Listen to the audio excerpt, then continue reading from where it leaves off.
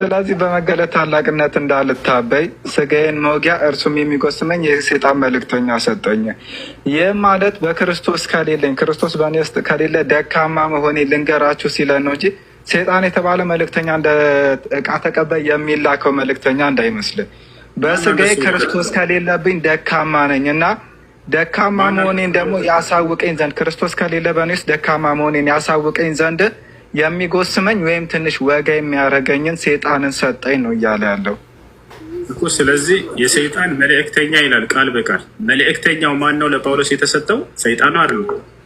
ምን የሚያደርገው መልእክተኛ ነው የተሰጠው? ወደ እሱ እንመጣለን። የተሰጠው መልእክተኛ ማለት ነው ማለት ነው። ታውረኩስ መልእክተኛማ ተላኪ ማለት ነው።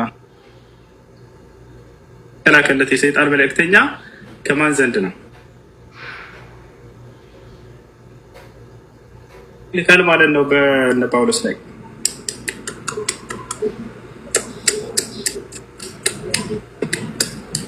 በጣም ያሳዝናል። ከእግዚአብሔር በስጋ ወራት ደካማ መሆኑን ሲገልጽ እኮ ነው። ክርስቶስ የሌለበት ስጋዬ ምን ያክል ደካማ መሆኑን ላሳያችሁ ሲል ነው የሚጎስመኝን። እሱን አንተ አልክ አለ ቃሉ ሲናገር። ከራስማ ጨምርታው እንጂ እግዚአብሔር ሰይጣንን በእነማን ላይ? በእነ ጳውሎስ ላይ ሰይጣን ልኮባቸዋል። የሚገርመው ግን በጳውሎስ ላይ ብቻ አይደለም። ኢየሱስ ክርስቶስ በዲያብሎስ እንደተፈተነ ታውቃለህ አይደለ? ታውዴኮስ በስጋው ወራት የሚለው የቱ ጋር ነው? በስጋው ወራት በምድር እያለ ነው። አንተ አልክ አሁንም አይልም ይላል እኮ እና ማስረጃ ያሳዩ። እሺ አውጣለት በሰይጣን እንደተፈተነ እዚያ ላይ በስጋው ወራት ነው የሚለውን ሊያሳዩን ነው። ወላሂ ለምን ተዋሻላችሁ? መጽሐፋችሁ ላይ አውጣለት አንድ ጊዜ። ሉቃስ ወንጌል ምዕራፍ 4 ከቁጥር 1 አውጣለት። አነስ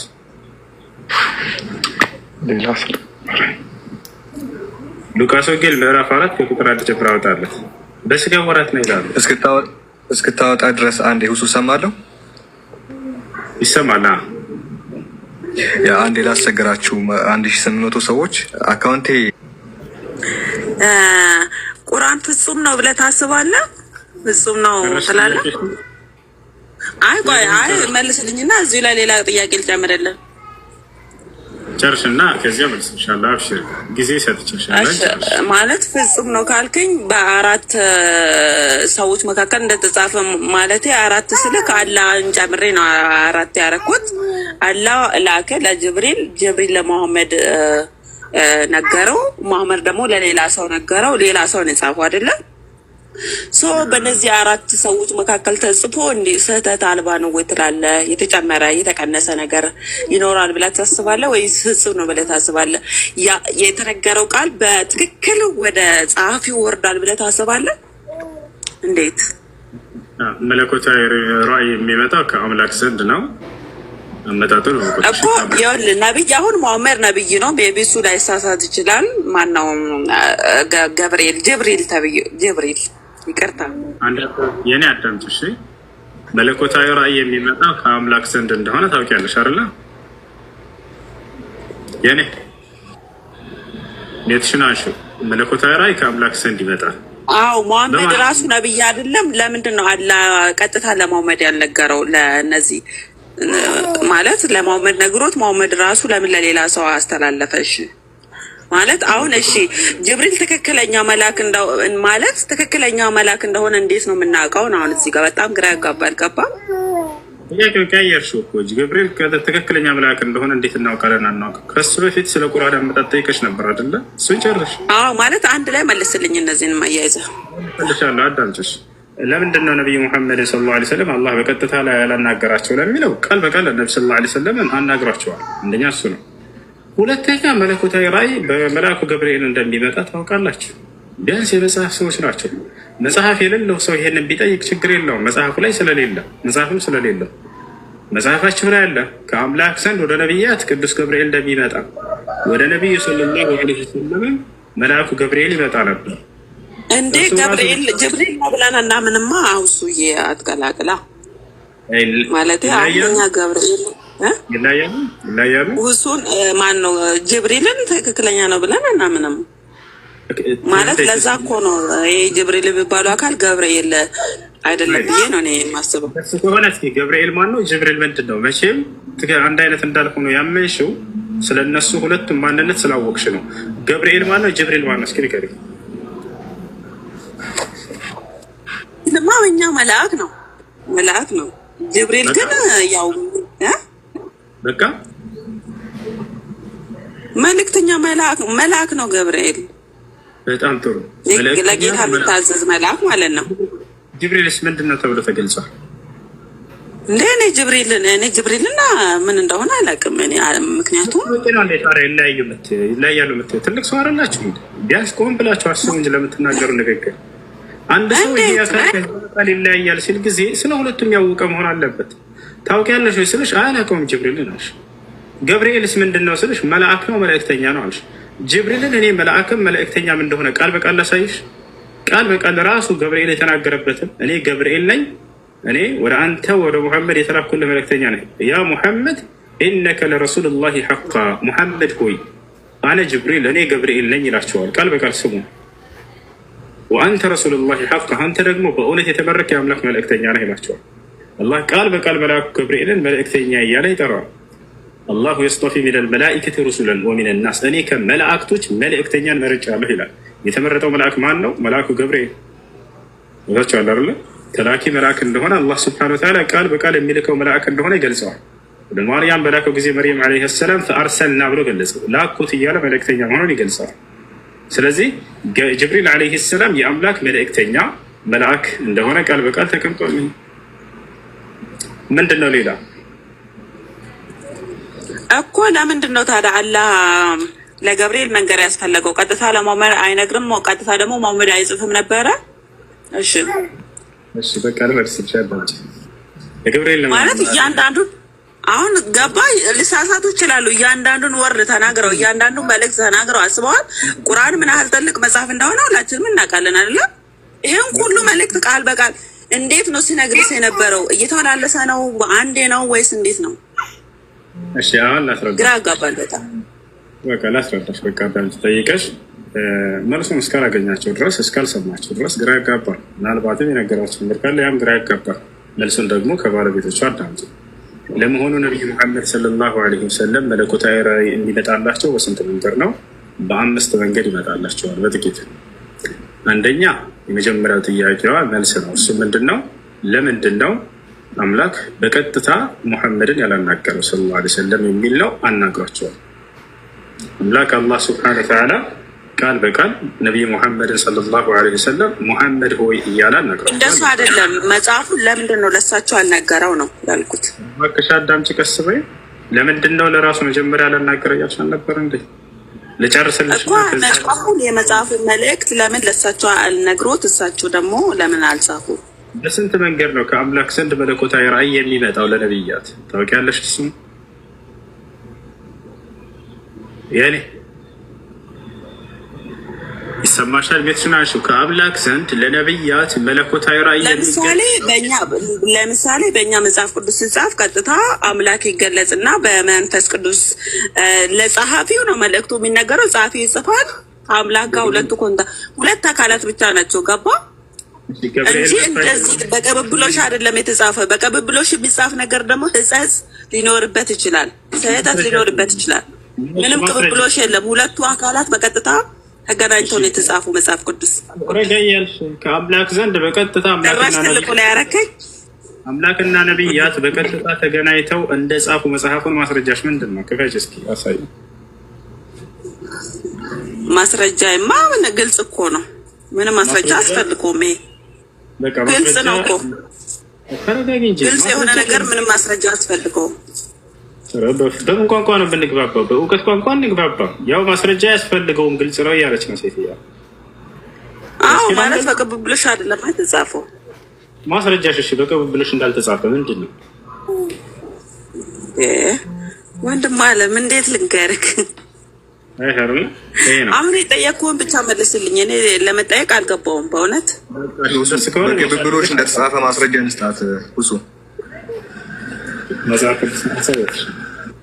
አንድ ያሳይ። በቅብብሎሽ እንደተጻፈ ትልቁ ላይ ሁን አነስ 4 ሰዎች ናቸው ያሉት፣ እንደውም 5 ናቸው።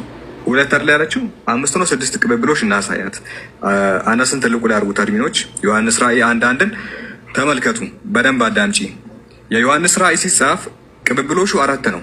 ቶሎ ይሆን ዘንድ የሚገባውን ነገር ለባሪያዎቹ ያሳይ ዘንድ እግዚአብሔር ለኢየሱስ አንድ ክርስቶስ በእርሱም የተገለጠው ይህ ነው። ኢየሱስም በመልአኩ ልኮ ለባሪያው ለዮሐንስ አመለከተ ይላል። ከዛ ዮሐንስ ጻፈው። እግዚአብሔር ለማን? ለኢየሱስ። ኢየሱስ ለማን? ለመልአክ። መልአኩ ለማን? ለዮሐንስ። እናት ሌላ ነገር ይዘናበታችሁ ሰዎችን አታደናቁሩ እንዴ። 4 ናቸው። 4 እና 5 ናቸው እዚህ ጋር መጽሐፍ የተጻፈ እኮ ነው። አሁን ስለ መጽሐፍ እኮ ነው እያወራን ያለ ነው። እዚህ ጋር ስንት ተከለክላሉ? የኔ አንድ ሜት ቻንስ ኮንዳልኩ ኮንደማል የተበላሽ አንዳንድ መልእክት ላይ ለተለያየ ነገር የተነገረውን ንግግር ቁንጽል እያደረጋችሁ ሌላ ነገር እየፈጠራችሁ ሰዎችን ማደናቆር አግባብ አይደለም። ወሬውን ታዩና ወደ መልሱ ሂጂ። ይሄ ቃል ከማን መጥቶ ወደ ማን ብሎ ነው የተጻፈው? አንብቢውና መጽሐፍን ቢያንስ ንገሪኝ እስኪ። ነገርኩ እኮ እንደማለም እኔ የምናገረው ንግግር በቃ አንብቢውና ንገሪኝ እስኪ በምን መልኩ ይሄ መጽሐፍ እንደተጻፈ። ዮሐንስ ራእይ ዮሐንስ እስኪ እንገረን እስኪ አንብቢው ምን ይላል? ቶሎ እና እየሰሩ በእንጂ ቶሎ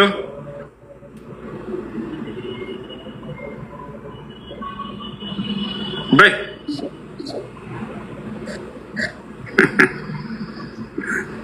በቃ አሁን እኔ እኮ ያንተ ምላሽ ነው የፈለኩት። ለምንድን ነው እኔን ጥያቄ የምጠይቀኝ? እሱ ያንተ ቁርአን መመለስ አትችልም? ግዴታ የሆነ ነገር ስትጠይቁ ሮጣችሁ መጽሐፍ ቅዱስም እኮ እንደዚህ ነው የኛ። እሺ እንደዛ ከሆነ እናንተም እንደዛ መሆን አለበት። ያልገባኝ ነገር አላለምኛ። አሁን መጽሐፍ ቅዱስም እኮ እንደዚህ ነው። ለምንድን ነው የምትሉት? መጽሐፍሽ ተራሩጠና የራስን እኔ ጠየቁህ መልስ። ተራሩጠ መጽሐፍ ቅዱስም እኮ እንደዚህ ነው አትበል። ለምንድን ነው እንትን የምትለው? ወላሂ የቀደመው ልጅ ልክ እንደዚህ ሆኖ ነው የወጣው። መጨረሻ ላይ እምነታቸው ትክክል እንደሆነ በእምነታቸው እምነታችንን ለመመዘን ይሞክሩ እና ስህተት እንደሆነ ሲረዱ ጊዜ እኛ እኮ ልንጠይቅ ነው የመጣ ነው ራሳቸው እንጀራቸው አትመልሱብን ወደሚል ይሄዳሉ። እንደዚህ የሚለው ማን ነው ከተባለ ሊጠይቅ የመጣ ሰው ነው። የዛኔ ያዳምጣል፣ ሰውዬ ይመለስለታል። ከዛ አይ ያልገባኝም ማስረጃ ይሄ ትክክል አይደለም ብሎ መሟገት ይችላል። ወጣች አይደለ? ነገር ግን እምነታችሁ ትክክል እንደሆነ ልታስረዱ ከመጣችሁ ጀመረች ራሷ። የቀደሙም ልጅ እምነቱ ትክክል እንደሆነ ለማስረዳት ሞከረ። አያችሁት አይደለ? ጭራሽ እስላምን በእነሱ እምነት ሊመዝኑ ፈለጉ። የሚመዝን አካል የመጀመሪያ መመዘኛ እንዴት ነው ተብሎ ይታያል። ሲታይ ጊዜ መመዘኛቸው ውድቅ ሆኖ ይገኛል። ወይም እነሱ ያስቀምጡት ሚዛን ለእስላም የሚያስቀምጡት ሚዛን ከእነርሱ ዘንድ ሲወሰድ የለም። ይህን ደግሞ ደስ የሚለው ልጅ ይመሰክራል። ካላላቸው ደስ እንዴት ናት? ጸጋና ሰላም ይብዛልህ። ደስ እንዴት ነህ? ሰላም ነው? አቤት ሰላም ነህ? እንዴት ነህ? እሱ አለን። በጌታ ነህ እንዴ? እሱ ደህና ውለህ? አለን። ሰላም ነው? በጌታ ነኝ። እንዴት ነህ አንተ? በአላህ ደህና ነህ? አለን። ስንት አምላክ ነው ያለው በክርስትና? ይሰማል? እሱ ስንት አምላክ ነው ያለው በክርስትና? ደስ በክርስትና አንድም ሶስትም። ስንት አምላክ ነው ያለው ነው ያልኩት? አንድም ሶስትም ናቸው። አንድም ሶስትም ነው እግዚአብሔር። አንድ አምላክ ሶስትም ነው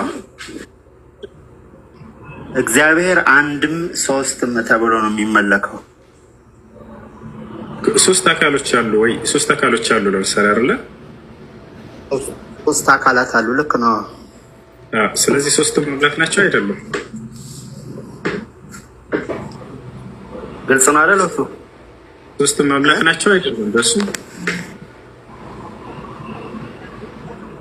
ሶስቱም አምላክ ናቸው። የጌታ ሰው ቅድም አምላክ ነው ነበር ያልከው፣ አሁን ደግሞ አምላክ ናቸው አልክ። ሶስቱም አምላክ ናቸው። ሶስቱንም ታመልካቸዋለህ? ሶስቱም አምላክ ናቸው ስንል ሶስት አምላክ አይባልም።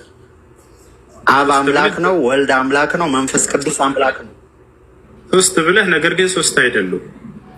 ሶስትም ናቸው ሶስትም አይደሉም አይደለ? አሁን እኔ ከመጽሐፉ ቃሉን በትክክል ተቀበል። ሶስቱም አብ አምላክ ነው፣ ወልድ አምላክ ነው፣ መንፈስ ቅዱስ አምላክ ነው።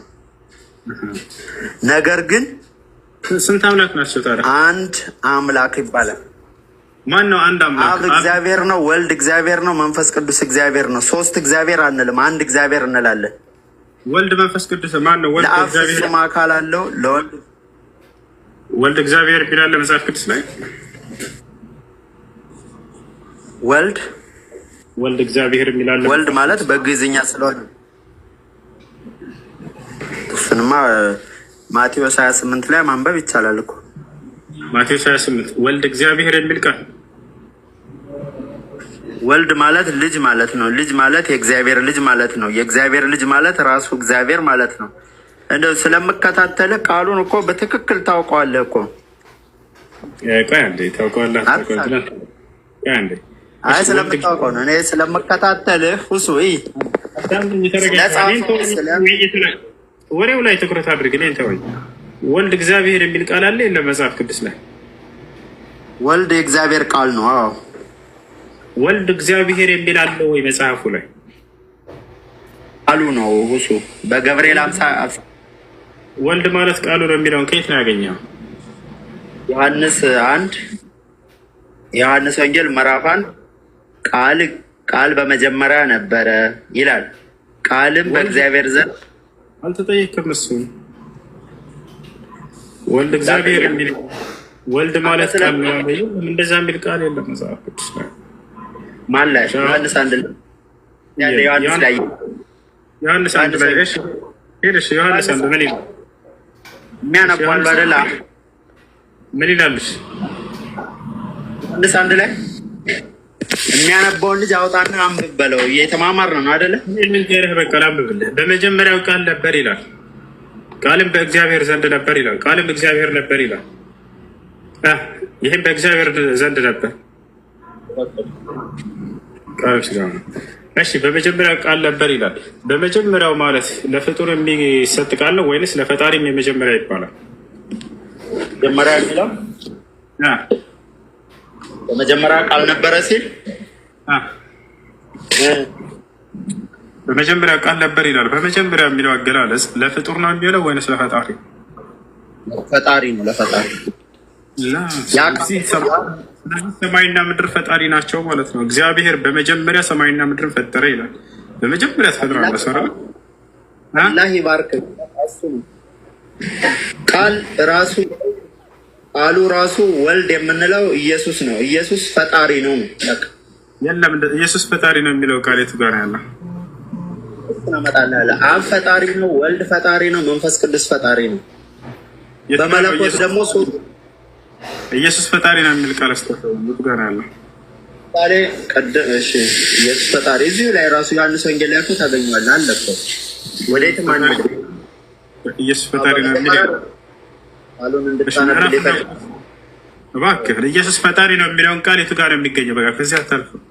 ይኸውልህ ኢየሱስ እግዚአብሔር መሆኑን ታምናለህ አታምንም? በመጀመሪያ እሱ እንመጣለን። ኢየሱስ ፈጣሪ ነው የሚል ቃል ነው አሁን የፈለግነው። ግን አለ ከሆነውም ሁሉ አንዳች ያለ እርሱ የሆነ የለም ይላል። ፈጣሪ ነው የሚል ቃል አለ የለም? መጽሐፍ ቅዱስ የተነገረ እኮ ስለ ኢየሱስ ክርስቶስ ብቻ ነው። ስለ ሌላ የተነገረ ኢየሱስ ፈጣሪ ነው የሚል ቃል አለ የለም? ወዴት ማክተር በቃ ስለ ኢየሱስ አምላክም ነው፣ ዘላለማዊ አምላክ ነው። ኢየሱስ ክርስቶስ ፈጣሪ ነው የሚል ቃል አለ የለም? መጽሐፍ ቅዱስ ላይ ከዚያ ተረፍ ትንቢተ ኢሳይያስ ምዕራፍ 9 ቁጥር 6 ላይ እንዲያነብ አድርግልኝ። ወይ ኢየሱስ ፈጣሪ ነው የሚል ቃል አለ የለም? እባክህ ያው እዛ ላይ ኢየሱስ የሚል ቃል የለም አለ እያልኩ እኮ ነው። ኢየሱስ ፈጣሪ ነው የሚል ቃል በቃል ልታሳየን ነው መጽሐፍ ቅዱስ ላይ? አሳይሃለሁ። አሁን ምዕራፍና ቁጥር ነገርን የቱ ጋር እናወጣ? ኢየሱስ ፈጣሪ ነው የሚለውን ቃል የተወለደው ሕፃን እኮ ኢየሱስ ነው። ሕፃኑ ኢየሱስ ነው። ማቴዎስ ወንጌል ምዕራፍ 2 አንብብ። እሺ ማቴዎስ ወንጌል ምዕራፍ 2 ቁጥር ስንት ላይ ኢየሱስ ፈጣሪ ነው የሚለው ቃል የቱ ጋር ነው ያለው? ማቴዎስ 2:1 አንብብ። ማቴዎስ 2:1 ላይ ምን ይላል? አነስ ዝም ብለህ እስኪ ንገረን። ኢየሱስ ፈጣሪ ነው ይላል? ጠይቃለህ እንጂ ሁሱ አይነበብም በስነ ስርዓት። በቃሉ ላይ ተጣጥሞ አይነበብም። ያንዱንም መጀመር መሄድ ብቻ ነው ያንተ ስራ። በል አንዴ ማቴዎስ 2:1 ላይ ክፈትልህ። 2:1 ላይ ያልከው ማቴዎስ 2:1 ይነበብ። ዮሐንስ ወንጌል ምዕራፍ 1 ቁጥር 1 ላይ ኢየሱስ ፈጣሪ ነው የሚል ቃል ካለ እስኪ ያሳየኝ። ቃሉን እያነበብን እኮ ነው የምንግባባ እንጂ አሁን በእኔ ቃል አይደለም። መጽሐፉን ኢየሱስ ፈጣሪ ነው የሚል አለ።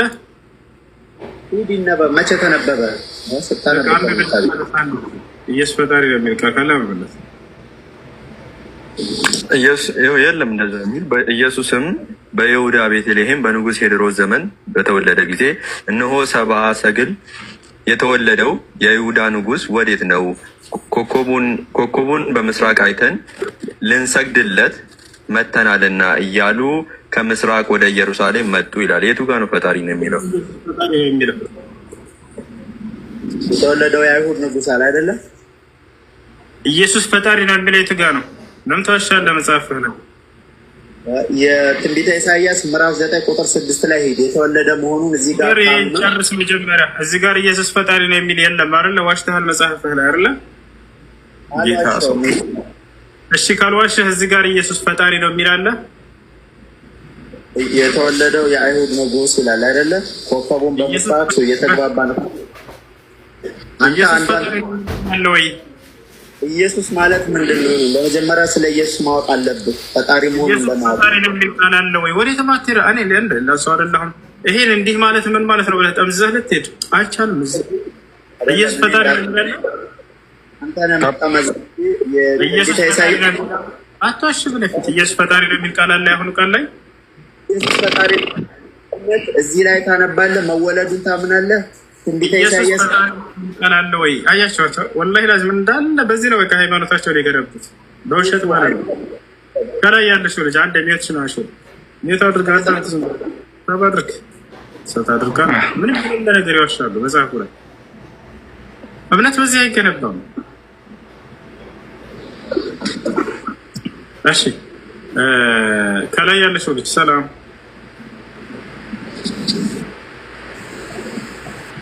ሰላም ላይ ይሰማል? አዎ ይሰማኛል። እሺ የእናንተ ጥያቄ ግራ ገብቶብኝና እስኪ ጠይቀኝ። ምን አጣክ? እኛ ያጣነው ኢየሱስ ክርስቶስ ፈጣሪ ነው የሚል ቃል አለ ይላሉ። ነገር ግን ኢየሱስ ክርስቶስ እኔ ፈጣሪ ነኝ አላለም በፍጹም። ምንም ኢየሱስ ፈጣሪ ነው የሚል የለም። እና እንዴት ነው? እሺ ኢየሱስ ኦኬ ያወራክ ነው ወንድሜ ላይ ቀጥል። የኔን ሀሳብ ሳታስጨርስ ነው ወደ እሱ ያልከው? ምን ሀሳብ አለህ? በኋላ እየዋሸህ መጽሐፍ ላይ በእውነት እንደ አንተ ምንድን ነው ምታደርግ? አዳምጥ። የትም እንዳትሄድ አልፈቀድኩልህም። ገዝተህ የሆነ እዚህ ታባድርግ። እሺ ምን ታደርጋለህ? እንዳይረብሻል